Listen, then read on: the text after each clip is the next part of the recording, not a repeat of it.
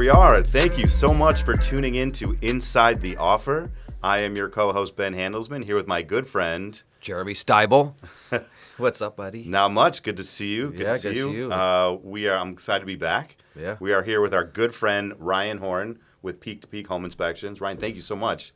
Thank you for having me. It's good to see you guys. Yeah, appreciate you being here. So we're going to talk a little bit about home inspections today. This is our home inspection show. It's an important one. Yeah. I think this is a topic that a lot of buyers can relate to and probably will find useful and helpful just having a home inspector. We've been talking about it for several episodes. Oh, we'll have the home inspector show.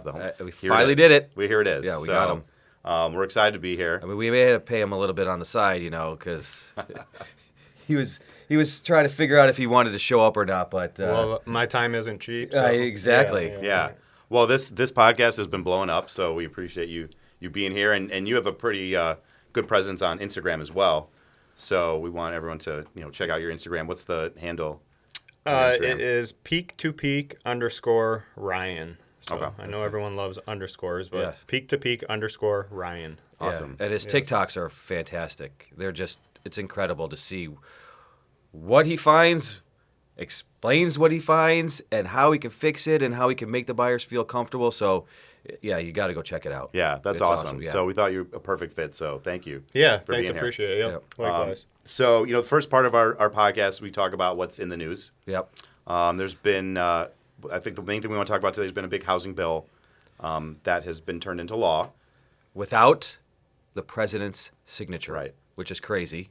So, I mean, hey, he said it's a snooze fest, I think, is what I read somewhere. Right. It's boring, and it doesn't do anything, in his eyes. But I think it does do something. It will take, they say, about 3 to 10 years for it to really be impactful. But I think, just like with everything else, with mortgage rates or whatever, that's the anticipation always helps, right? We know it's coming, so maybe in the meantime things will start getting a little bit better, right? Right. I wonder if it's sort of like the Fed, where just the news of something yes, is enough to move markets. That's what we're hoping. Yeah. But yeah, they said it could take a little bit of time, but it's not going to directly impact mortgage rates. There's no first-time home buyer credit, so there's none of that in there. It's more about, like we were talking about before, home building, right? Right. It's because there is a shortage. So I think it's it's called the 21st century road housing, some blah, fancy blah, name blah. like that. Right. And they're talking about that. I think it's 3.8 to 5.5 million home shortage that's out there. So that's a lot of we're down heavily on houses for people to buy. So demand keeps going up. And unfortunately, supply is not meeting that. So this is what they're trying to do. And, there's obviously other components to it, but they were saying that I think since 2019, median home prices went up 34%, and rents actually went up, I think, 39%. So everything and obviously mortgage rates are elevated. So this is the highest that it's been for, payments, whether it's rents, because people are buying these, homes to rent out. So obviously rent is going up because the payments are higher. Obviously as mortgage rates go up, and the median price of, I think, homes is, I think they said it was $429,300. Right. So that, with elevated high, interest rates, is making prices go up there. So obviously payments are going up.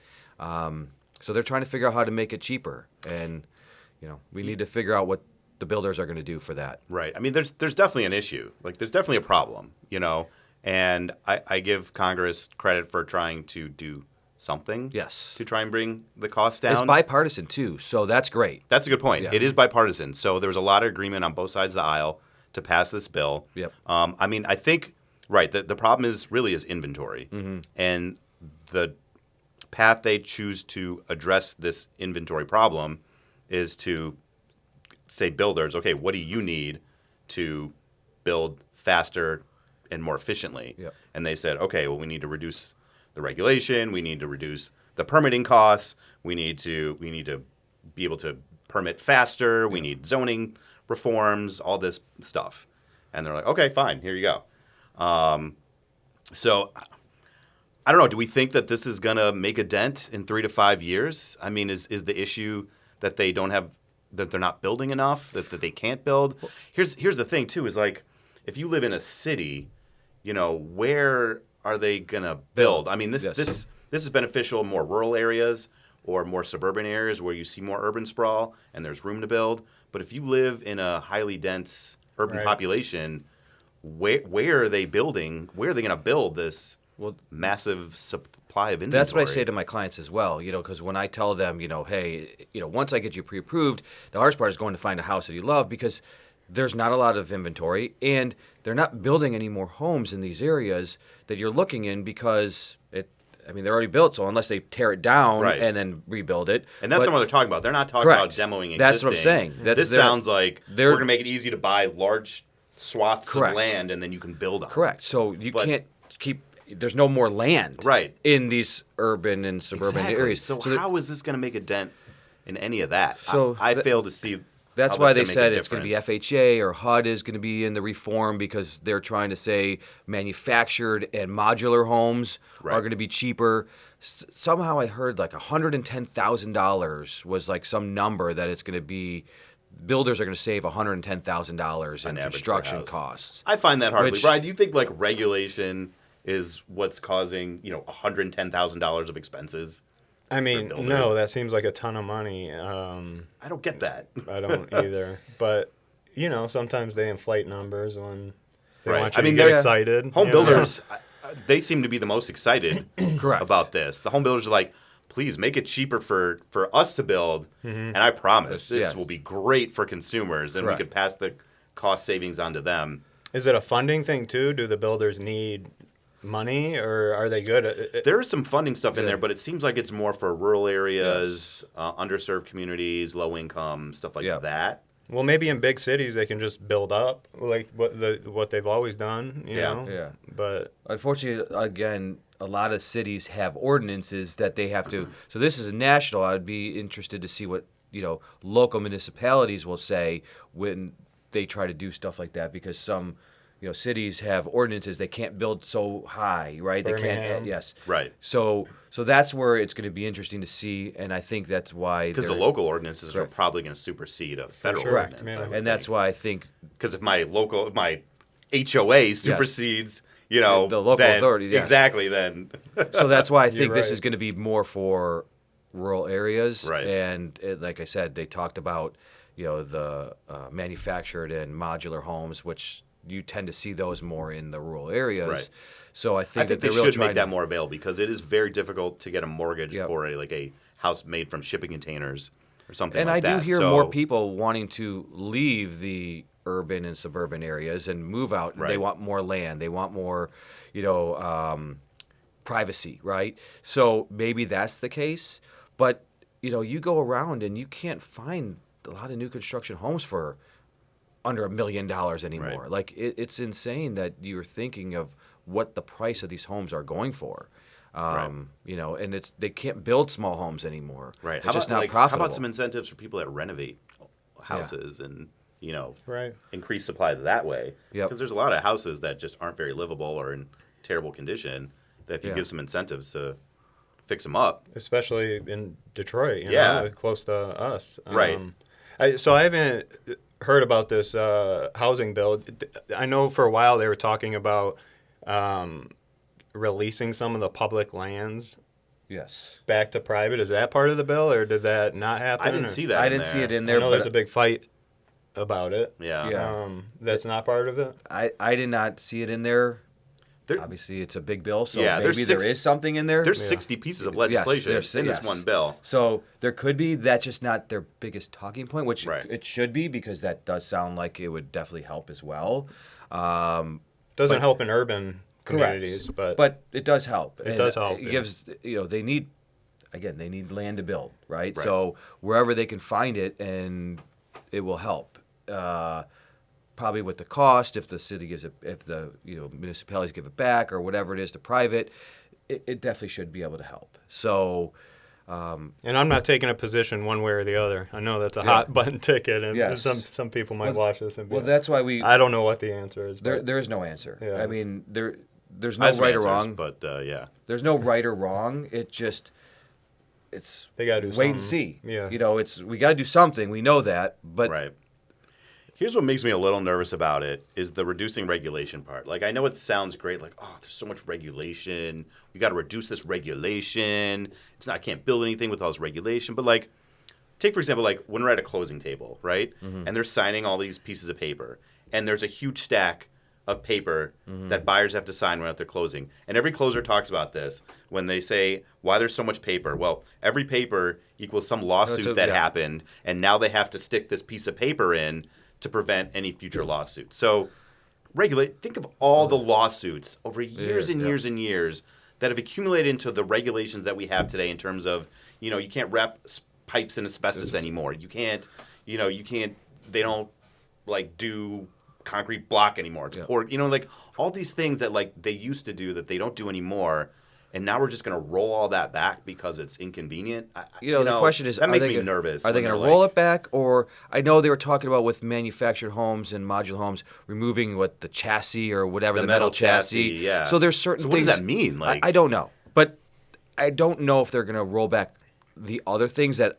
With asbestos, we know asbestos is bad. I was just an extreme example, correct. But there's I'm saying, a million smaller examples of different but I think codes that there's and stuff like that. There's certain things that they're not going to roll back just for health reasons, and then there's other things like that you don't need the chassis anymore, right? I don't think people are doing, and because I know when I do mortgages, it's like, did they remove the chassis? Is it affixed to the ground, right? I don't think people are taking the homes like that anymore. So I don't think you need that $10,000 right, piece. like that. So fine. that does save. So I think it's maybe more on that end like of it. $110,000 worth of regulation. Well, like what are they not putting in these houses that should be there to save $110,000? Like that's what kind of freaks me out. And I do new construction inspections all the time, and from my point of view, there might be some regulation that's needed on some of these new construction projects. I mean, the city inspectors their feet don't leave the ground. That's just what it is. So you're not getting the roof looked at by the city. You're not getting the attic looked at by the city. So I would hate to see regulations rolled back on new construction homes because it's pretty minimal what they do now. So see, well, they'd say because the regulations costing them $110,000. Yeah. Like what? So I guess regulation permitting, but still, like permits. I pull permits. It's like a few $100. Like I don't. What are you talking about? Yeah, I think we'll have to do a deeper dive into that part of it and see, really what does this $110,000 mean? Right. I mean, every interview I've seen with spokesmen for the builder lobby and the builder associations are like, "This is great. This is going to be awesome for consumers," but it's like. Okay, we're not going to see any impact for at least 3 to 5 years. Yep. And that's in areas that you have room to build, so I guess we'll see. Yeah. But the other piece of it was the limiting institutional buying. Yes, that was key. Which is like the big hedge funds and the big corporate entities that are buying up blocks and homes everywhere. So they're limited to 350 homes. Right. Which is great. It is, yeah. I mean, I think that'll impact urban areas probably more than the new build stuff. But I looked it up. The companies that own 1,000 or more make up like 0.5% of the market, and the ones that own over 350 is only 1%. Yeah. So probably it varies from city to city. So you take the average is 1%, but probably I'm sure some cities it's much higher and other cities much lower. But you're also looking at it 1% compared to individuals that own as a primary residence. Right. We're talking about 1% that own that many houses that are just renting them out, right? So it is still a big percentage when you look at companies that own houses that they're renting out, and they're creating a monopoly on that. Right. So I do agree with the 350, and I think that is a step in the right direction. And and they said it's $1 million fine. Yeah, if you go over 350.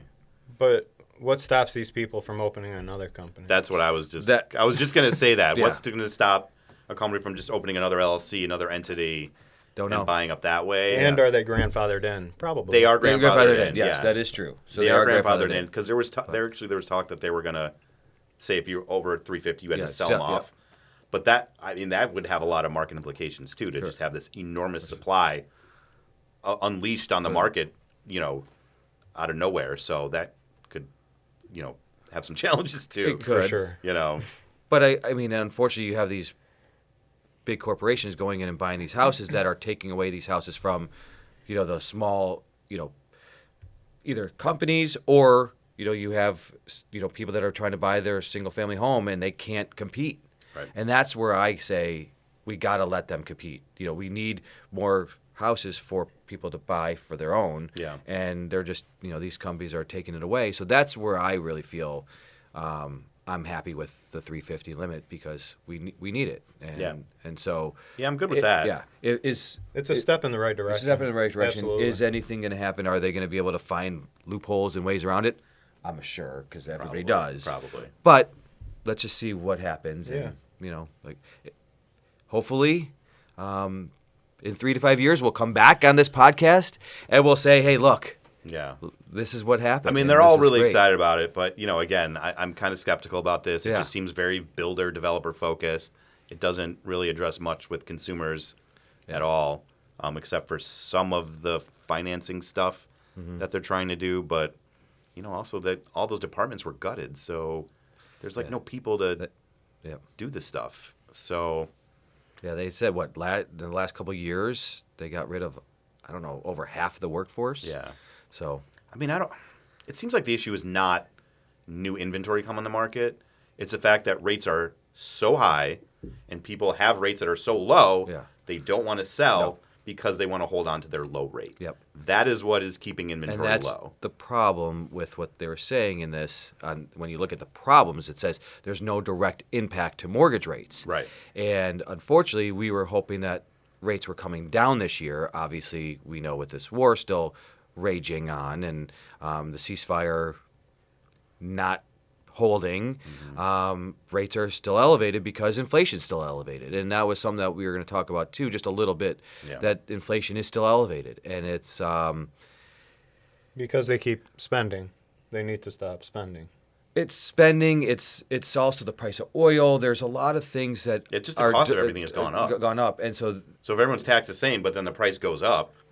You just can't keep up with it. So inflation goes up, and then our rates stay elevated because they want to be around 2%, and we're over 4%. So I'm hoping that it changes soon, something happens, but with these housing prices going up and this thing going to possibly take 3 to 10 years or 3 to 5 years to start the initial, process of seeing more development, I don't know. I hope that, like I said, something's got to give sooner than that, and we were starting to see it.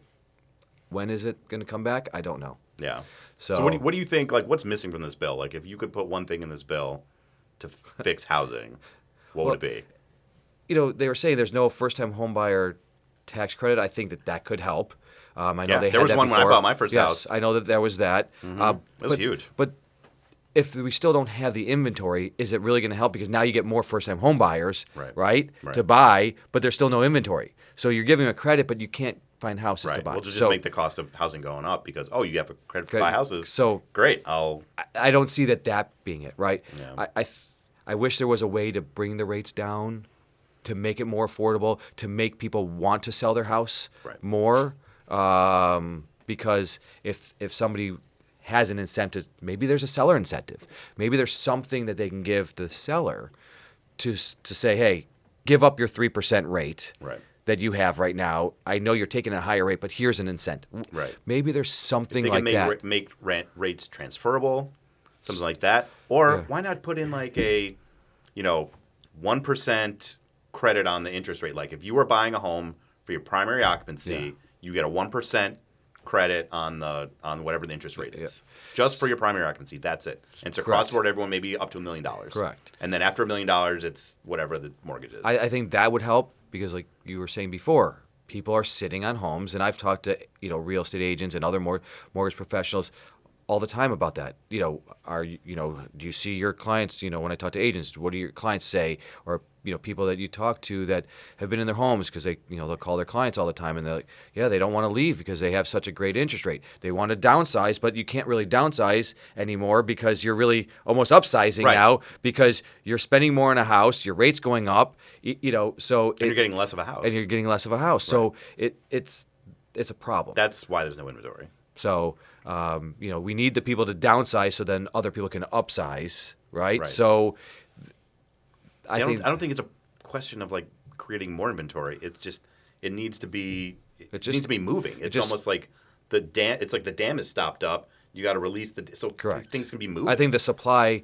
I do think we need more new construction, anyways, because I think people want to buy new houses. I think putting them, and maybe as urban sprawl or whatever it is, as people start going more to the rural areas, we need more new construction. So I think that is going to help, because if they move out, then there's a house left, Right. where they were currently. But I also think it is trying to find a seller concession, some kind of seller credit or whatever. Yeah. will definitely help. That's Yeah. my take. Okay, so Yeah. we'll keep an eye on it, Yeah. and gives us good content to talk about. Yep. And listen, I give Congress credit for trying. At least it was a That's great, bipartisan yeah. thing. Yeah. Yeah, it shows that it's important to them. It's better than nothing. Yeah. that Right. We I mean, often get so. With all that you hear about politics and everything like that, like this was something that both sides of the aisle got Yeah. together and agreed on. Whether it's going to make a difference or not. And sometimes we'll see. But I'm again not political, but like sometimes you feel like the people that are in politics don't know what the general population, what us normal people are feeling, right? Right. Because they're over here and they're trying to make laws, and they think they're doing right by the people, but the people are like, no, that's not going to help, right? So I think this is a step in the right direction, where they're finally getting to the point where they're like, hey, we're going to try to find ways to help you. Yeah. Okay. I guess the only thing I worry about, like I said, is that regulation piece. Yeah. If they just reduce regulation so much Yeah. that builders can just put slop out there, Yep. then the pendulum's going to swing the other direction. Yeah. So, Might be good for my business. Yeah. That'd be really good for your business. Yeah. I mean, there's a reason those regulations were put there in the first place. Like, Correct. they're not there to make everyone's life difficult. No. Like, No. they're there because something happened, and you learn from it, and then now we learn to build this way. Yep. And a lot of them are great. Every house has a sump pump now. That's just standard, whether it calls for it or not. And that's a great regulation. Like you mentioned, poured foundations. That's a great thing. Yep. So, my assumption is they won't do away with those things. Those requirements. Yes. But we'll see. Maybe hopefully the standard requirements, like you're saying, poured foundation, and some pumps, obviously in different states they have other regulations, because they don't have basements or whatever it is. So, but if they can keep the general ones, and maybe there's some frivolous regulations that were just put in place Right, to, or they're as money outdated, as or- money grabs or Yeah. whatever it is for the cities or municipalities. Maybe they can get rid of stuff like that. I guess, right? but that's going to be more on a local level. This is on a federal Correct. level. So That's what I'm I don't saying. know So I how don't know what that translates to. how that talks to each Yeah. other. So, But Yeah. I think this is a good segue now to talk about Ryan and Peak to Peak, because he is doing all these inspections. I see him all the time. I think there was something you posted the other day about you were on the roof of a new construction house, and so I think really let's learn about what a home inspection really is from the eyes of an inspector, and why it's so important, whether it is a new construction house or an existing house. yeah. So, Ryan, tell us a little bit about your story here. Where how long you've been doing the home inspecting, and How'd you get in the business? How'd you get in the business, and what drives you? Yeah, so right out of high school, I went to trade school for carpentry, and I did that for several years. And it's just hard on your body, so I had to find something else to do. So I got a home at some point. I bought my first home, had the inspection. It didn't go great. I had questions for the guy for the next day. I called him with these questions, and he acted like he didn't know me, didn't remember me. This was the day after the inspection. How'd you Wow. find your inspector? Through my realtor. Through your realtor. Yep. Okay. And yeah, and then eventually he got me confused with the other inspection he did that day. So long story Okay. short, I'm like, well, I could maybe do this.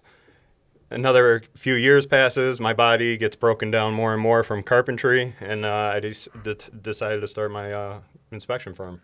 All right. Yeah. Nice. Yeah. Now, how would you pick Peak to Peak as the franchise you wanted to go with? Well, it's not a franchise. I it's own yours. it. Yeah. Yeah. Oh, okay. Very Yeah. nice. Okay. Yep, yep. I love the name. I assumed it was like a franchise. Thank you. That's cool. Yeah. Yep. So you do all your own marketing, all your own branding, and all that comes from you. Yeah, I do it all primarily through social media. Okay. I'm posting every day and endless amounts of content for me to post. So Endless. I believe it. yeah, that's how I grow my business. And then through realtor referrals, of course. So Instagram it's probably has been half and half. It's been a big okay. Yeah. That's awesome. So for people that don't know, maybe there's some buyers that haven't bought a home in a while, or what is actually included in a home inspection? Like, what do you look at? Yeah, so a home inspection is a very broad look, a generalized look at the entire house. Excuse me. It's a non-invasive look at the house. So this can include big systems like the furnace, the AC, the roof, the attic, but it also includes little things like is it really hard to open the door wall, or are windows sticking, or is the dishwasher leaking? So I'm looking at hundreds of items throughout a home inspection. So the only things it doesn't include are like sprinkler systems, whole home generators. Yep. Mm-hmm. But besides that, it covers just about everything. And then we were talking new construction and pre-owned homes. Those are graded on a different scale. So I had new construction yesterday, and with that, I'm going through it pretty much inch by inch. I'm looking at the finish on the drywall. I'm in there with my blue tape, and like yesterday, it looked like there was more blue on the walls than white paint. Where a pre-owned home, I'm not doing that so much. I'm looking for pretty much just safety and functionality of the house. So you do recommend even new construction homes should get inspections? Absolutely, yeah. So, they take me. I was at this house yesterday for 7 hours. So, usually I'm at a home for about 3 hours if it's pre-owned. But new construction takes a long time because a lot of contractors are in and out of that house. So that's a lot of people touching every aspect of that house. So, I don't necessarily blame it on the builder. He can't babysit every single person that comes through there, but it's important for someone to come through like me and just look at everything, look at everybody's work, and then hopefully get it fixed before they buy. Yeah. So I know on existing homes, you go under contract, you get the inspection. There's usually an inspection period. You have 7 days or whatever it is to get an inspection. On new construction, when should they bring you in to see it? Because obviously, do they bring you in after they get the C of O, which is the certificate of occupancy? Do they bring you in halfway through and then bring you back again? Like what are your like guidelines for that type of thing? When should somebody bring you in on new construction? Yeah. So to my understanding, when they bring me in on for the inspection, they're buying that house. Yeah. Kind of no matter how the inspection goes. I'm sure there's some kind of clause, you guys would know better, that they can get out of it, but it's not like a pre-owned home where they can get out of it at any moment, really. So they bring me in pretty much right when the house is complete. Sometimes people are doing finishing touches while I'm inspecting. Okay. So builders will give the buyers their own blue tape walkthrough.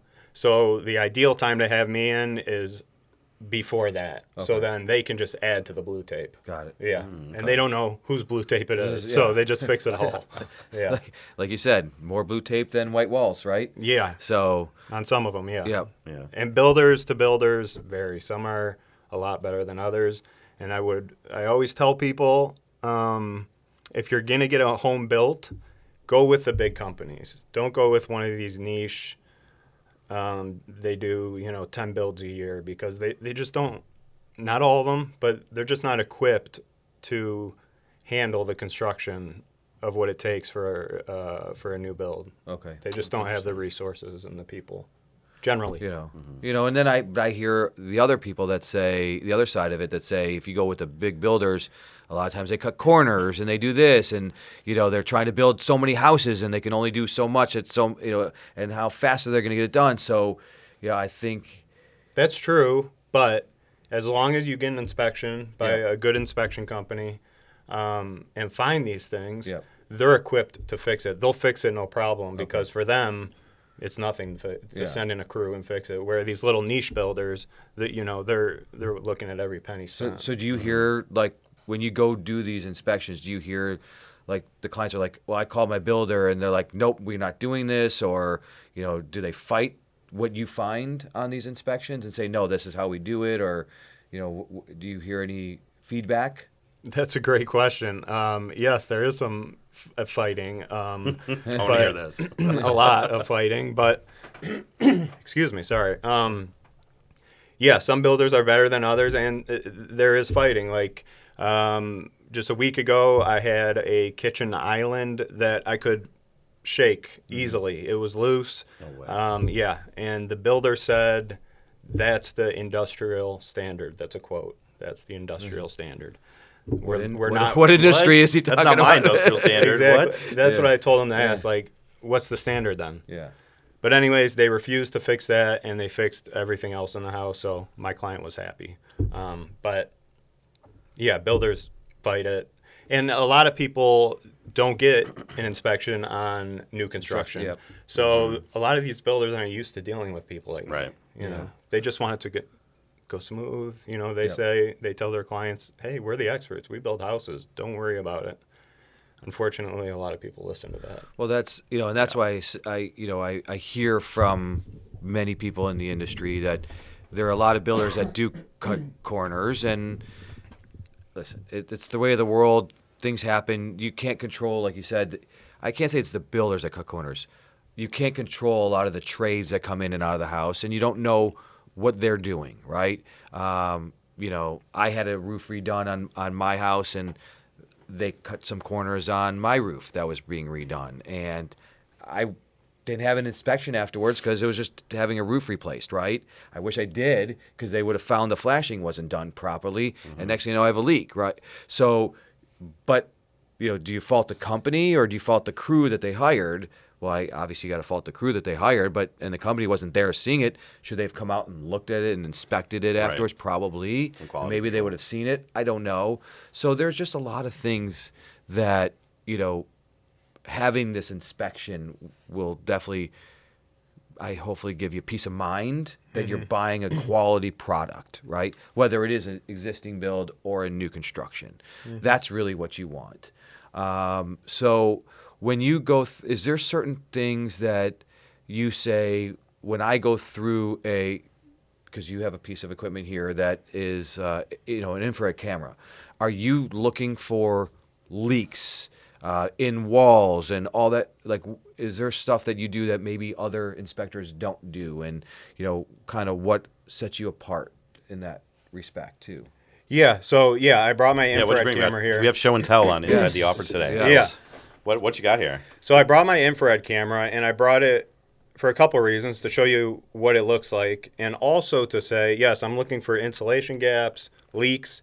But a lot of inspectors claim to have infrared, but they make infrared cameras that pop onto your phone for $100. So that inspector can say he has infrared. So if your home inspector says he does infrared and it doesn't look like this, Yep, there's show and tell right there. he's not doing infrared. He's acting like he's doing infrared because it's a large investment to make, but it saves me all the time. I find hidden leaks once a week in ceilings that just otherwise wouldn't be found. That's So huge. this sets us apart for sure. All right. And anything else that sets you apart? I mean, is there something else, any other tools in your, in your toolbox that you say, hey, I also have this when other inspectors don't, or, I go above and beyond with this type of thing? Yeah, well, I have state-of-the-art equipment all the way around. That's moisture meters, that's drones. Anything you can buy for an inspection, I invest in. Yep. As soon as it comes onto the market, I buy it. I'm known for being extremely thorough. So builders hate me, but that's okay. I work for the client. Sometimes seller agents hate me, but that's okay. I work for the client. And honestly, I'm not finding fake problems. They're real problems. Yep. So as long as they're fixed, there's no problem, And So- almost anything you find can be fixed. It's just, how much is it going to cost to be fixed, right? Exactly. So I know there's something that we always talk about, and I said this to Ryan candidly, when we started doing we have a lunch and learn that we do. I know, Ben, you've come to our lunch and learn seminars that we bring in speakers to for real estate agents. But I said to Ryan, the biggest thing you got to say is, I'm not a deal killer, right? And so, there have been inspectors that had a following of A reputation. Of people saying that they were the deal killers. Right.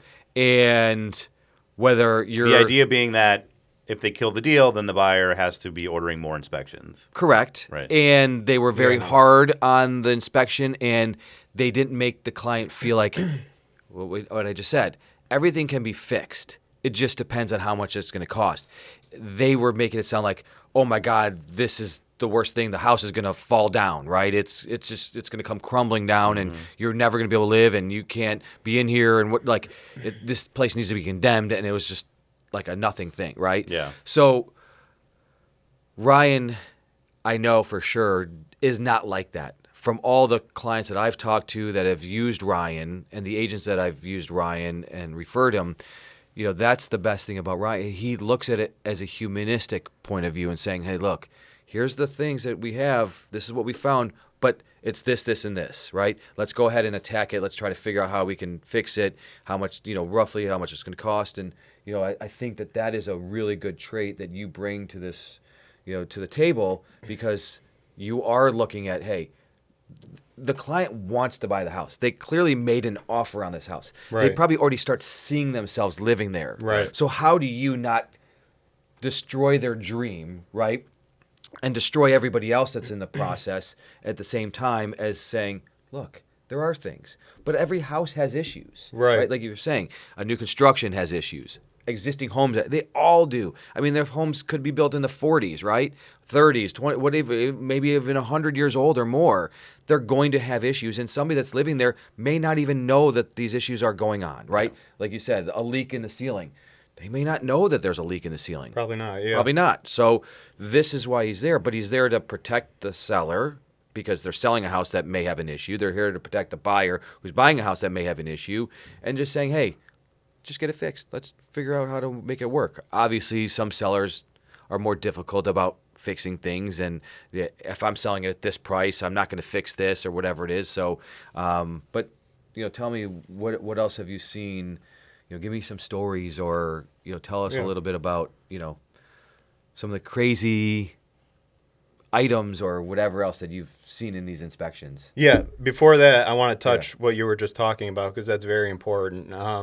I end every inspection starting with, hey, all homes have issues. Mm-hmm. And I think that's important to note out because and it makes people feel better. And it's true. Every house has an issue. Right. My house has issues. And even if it's a foundation. Can you come inspect your house? You want me to do that? I would love to go through there with your infrared and your drone. No one's coming near my house. No, but even a foundation crack can be fixed. Even a busted sewer line can be fixed. It's just how much does it cost? And I just want them to know about it. Sometimes sewer lines are cracked. But hey, the sewer line's still working, okay? So just get sewer line insurance. Mm-hmm. Any problem can be worked through. So, people used to think that home inspections are pass or fail, and that's a myth. The buyer fails the home inspection, not me. But yeah, anything can be worked through. So although I'm very thorough, most people are grateful for that and are just happy to know the big things, and usually those can be worked out, like you said. If both people on either side are reasonable, it gets worked out. Yeah. So unfortunately, not always that both sides not can always. Be worked out. Right. They are not always reasonable, and somebody. I always say somebody that's selling a house thinks their house is worth $1 million, and obviously now that house prices are so high, it's worth $2 million, right? Mm-hmm. Everybody thinks their house is worth a lot more, and everybody thinks that their house doesn't have any problems, right? So it's how do you get them to understand that it's not worth this, and it's also, hey, you have some problems and they just need to be addressed, right? So right. And you walk in, you don't have an agenda. You're just there to inspect what's there, and then you're just giving your state of fact. I mean, this is what it is. It's not, favoring the seller, favoring the buyer. It's just you're in your professional opinion. Yeah. This is what you're finding. Yeah, unfortunately, I'm in a lot of inspector forums and things, and a lot of inspectors do take pride in tearing apart houses and having the people walk from them. And I never understood that. It could be what you said, Ben, like they want the next inspection. I want them to get that house. I don't want them to have to pay me again. I truly. And luckily, I'm busy enough where that's never entered my mind. I mean, more inspections are going to come. So, I think that mindset is a shame that a lot of inspectors have. Yeah. And it needs to go away. It does. Because, like I was saying, they already fell in love with the house. Yes, and now you're they killing, want that house. They're killing their Yes. dream, and you're like, oh, well, maybe they'll find another house, and I'll be able to kill that dream again, right? Like, when does it stop? When does it end? When does this other inspector finally say, this is good? Right. I don't know. That's a good question. I think that I think what makes a good home inspector obviously is being thorough and checking, but also just communicating. This is a big deal. This is a medium deal. This is a no deal. Yeah, or not a big deal. Yeah. That's really, I think, the key. Yeah. It kind of. It also sucks that you are walking in to find problems, right? It's like, you hire an inspection, not necessarily you don't want to hire an inspector to find problems, but you really are there to find problems. You're delivering bad news. You're delivering bad news, right? So it's shame on you. Yeah, right. But that's what you're doing, but you're also trying to figure out, how do I deliver bad news in a good light, right? To say, we got 10 problems, but guess what? On a scale of 1 to 10, they're all 2. Right. Right? So you're delivering bad news, but you're also saying, hey, it's not that bad, right? So you just have to put it in context. And that's everything that I know you do. That unfortunately I don't think every inspector, just like every mortgage person, every realtor, we're all not cut, from the same cloth. We're all not alike, and you're going to find good ones, bad ones. People that are out there just for the money or what. But that's why we say you got to interview. Your agent. You got to interview your mortgage person. Home inspectors, they're not as interviewed as much, but if you can find the right one like Ryan, who really does care about the clients and says, I want you to buy this house, so let's figure out how we're going to do it, that's what you want. And if you are talking to your inspector, so I know I kind of getting past it, is there, because I want you to go back and tell us some crazy stories, but is there something that they should ask an inspector, if it's not you and they're referred to somebody else, should they ask their inspector a question or two that maybe says, maybe I need to talk to somebody else, or maybe I need to talk to Ryan? So is there anything that they should be asking when they're setting up an inspection? Absolutely, yeah. Well, during the inspection, they should always ask, did you see any signs of moisture or water in the basement? And then it includes humidity. It includes staining on concrete walls, because sometimes inspectors won't call that out. And they shouldn't necessarily, because, water is not actively leaking into the basement. So a lot of them don't. But just ask the question, get their feel for it. Is this a wet basement? Ask them again, do they have an infrared camera? Did you scan my house with an infrared camera? That will hit them you'll get a yes or no pretty quick. But what about before they even hire the inspector? Is there a certain questions that they should say? Should they ask them, do you have an infrared camera? What kind of camera is it? Is there certain questions they should ask before they hire them? Because obviously now they're asking questions already in the middle of the inspection. So we want to make sure that they hire the right person before they even go out of the house. So is there... Yeah, well, basic things. How long have you been doing this? Who are you certified through? If it's not InterNASHI or ASHI, those are the biggest 2 in the country and most reputable. So that's a good sign. That's a good question to ask, because you don't need a license to be a home inspector in the state of Michigan. Correct. Yeah. A couple years back, they tried to change that, and a bunch of inspectors got together and blocked it because there was an assumption that if there was licensing, then it would flood the market with home inspectors. What? Yeah, I wish there was a licensing. Yeah. That seems counterintuitive. Yeah. I guess they thought it would make it an official job, For right now it's kind of like, how do you become a home inspector? Well, if there's a license, well, I get a license, Yeah. you know. So, I wish there was a licensing in Michigan, to say the least. And there's always groups pushing towards that. Yeah. I think half the country is licensed. The other half isn't, and we happen to not be. So, I mean, you need a license to cut hair. You need Yeah. a license to sell real estate. I mean, like, and to me, this seems like a big thing that Yeah. you're hiring somebody for. That sounds like you would need a license. You know, whether it's a builder's license or some kind of license that would allow you to be able to comment on, are these things really bad or working or not working, and you know, stuff like that. So yeah, and other questions would be, do you open the electrical panel? So the standards of practices for home inspectors is very minimal on purpose.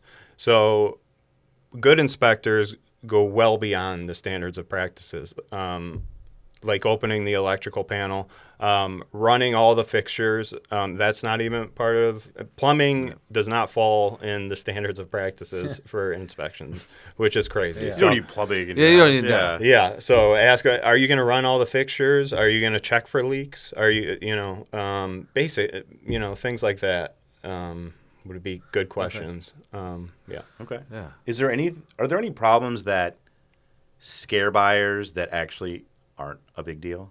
Yes, absolutely. So assuming foundation. Foundation, exactly. yes. Yeah. Yeah, so most foundations have settlement cracks. They're like people. They wrinkle just like us, and they all have some kind of settlement cracking. It would be strange if a house was 50 years old without some of it. Yep. It's just being able to point out which ones are dangerous, which ones aren't.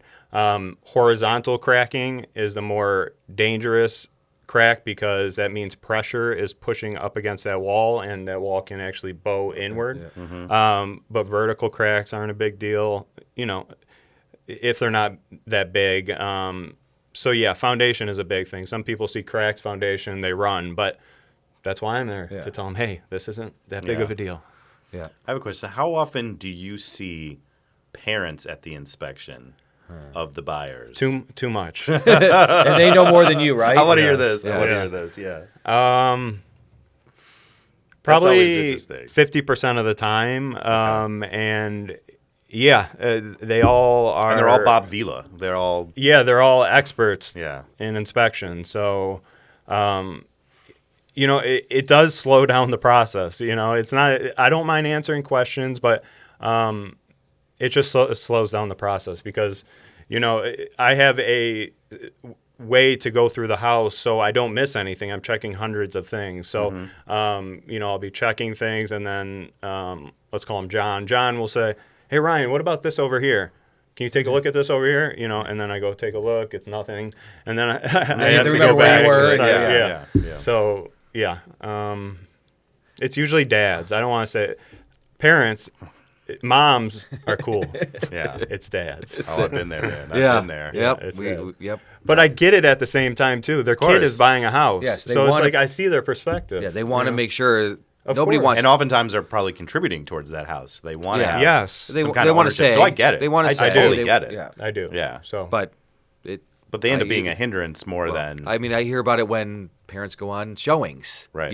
Every agent calls me. Oh, the parents are coming. I Great. mean, the parents What's gonna think happen? they're doing their kids a favor by talking them out of every house that Yes. they want to buy. that too. Correct. That too. You know? That too. They make a mountain out of a molehill. Yeah. I mean, I'll be saying this isn't a big deal, but the dad's saying this is a big deal, and they'll listen And to their they're- dad and of walk. course they're going to Right. listen to dad. Of They're course. not going to say, Dad, you're wrong. Right. I mean, I've done it before. Right. Even, I've said to your own dad or yes, to- to my own You're dad. wrong, Dad. I've Yeah. said to my own dad, I'm like, no, you're wrong. But it's just, yeah, I think they want to serve their purpose. They want to protect their kids, and it is what it is. And I think you've done enough inspections that you sort of know how to deal with these people. The parents, these people. I mean, 100 years from now, agents and they'll have the same conversation. Oh my God, the parents! Parents, I yes. can't believe that. Yeah. Parents. Yeah. So, That being said, when my future children buy a house, Yes. I'm going to be there. There you of go. So Well, you have the expertise. Yes. You are Bob Vila. Yeah, With the hat. yeah. I mean, you Yeah. you can do it. when you're talking about your body, kind of like running down and feeling this way from being a carpenter, but you're also crawling in places that probably most people can't or won't crawl Crawl into. spaces, so, attics. Like, how do you do? I mean, because this is what you. So you don't skimp on that either, right? You're literally because in Michigan there's the Michigan basement. There's crawl spaces. There's all these type of things, and then whether there's attics or so you're going through that, right? Yeah. No. Yeah. So that talking about standards of practices, that's another one where if it's considered dangerous, you don't have to enter the crawl space. What's dangerous? So a lot of inspectors call all crawl spaces dangerous and don't go in. No, I strap up in a Tyvek suit and I'm crawling the entire crawl space. It's like looking under the hood of a car. It's the most important area. So I'm in there. Yep. I go back to this. I've seen his TikToks. I make sure to post it too with his Tyvek suit on, and he looks like he's from space, outer space, and love it. it's but. That's when you're hiring the right person. Yeah. Because he is getting down and dirty, literally, and making sure that the house is livable, right? And to be fair, when I signed up for home inspection, I didn't think about that part. Yeah. So I was already too deep. So, you're like, bring it on. I'm in. Yeah, so I got to ask, any crazy encounters when you're down there in the dark crawl spaces under the bowels of people's houses? Definitely. I mean, animals. That's where they live. What was the craziest animal that you've seen? I've seen a raccoon. I've seen rats. Lots of mice. Yeah.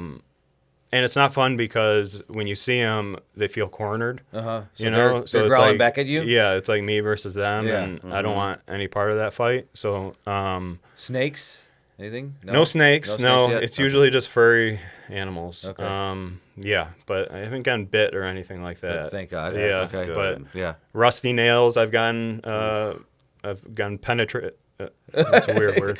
I got stabbed with. Different type of podcast. Yeah.